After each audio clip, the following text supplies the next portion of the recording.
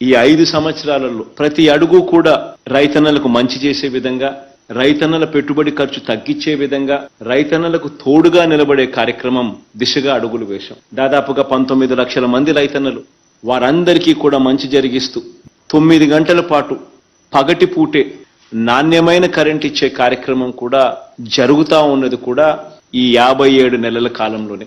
అసలు మనం అధికారంలోకి రాకమునుపు ఇలా పగటి పూటే రైతన్నలకు 9 గంటల పాటు ఉచిత కరెంట్ ఇచ్చే పరిస్థితే లేదు, అవకాశమే లేదు.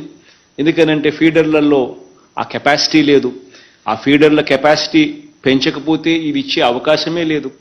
ఆ పెంచడానికి మరో 1700 కోట్ల రూపాయలు ఖర్చు చేస్తే తప్ప, ఫీడర్ల కెపాసిటీ పెంచితే తప్ప రైతులకు పగటిపూటే 9 గంటలు విద్యుత్ ఇచ్చే పరిస్థితే లేదు అని చెప్పి అధికారులు చెప్పినప్పుడు ఆ 1700 కోట్ల రూపాయలు కూడా ఖర్చు చేసి రైతన్నలకు పగటిపూటే ఈరోజు 9 గంటల పాటు రైతన్నలకు ఉచిత కరెంటు, నాణ్యమైన కరెంటు ఇచ్చే కార్యక్రమం కూడా జరుగుతూ ఉన్నది కూడా కేవలం ఈ 57 నెలల కాలంలోనే.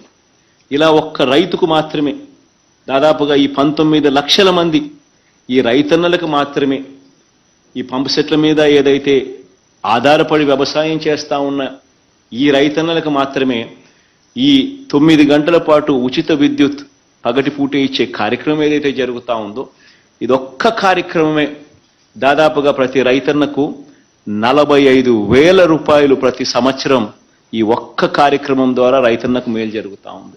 ఈ వీడియో కానీ మీకు నచ్చినట్లయితే లైక్, కామెంట్, షేర్ చేయండి. మరిన్ని అప్డేట్స్ కోసం సబ్స్క్రైబ్ చేయండి.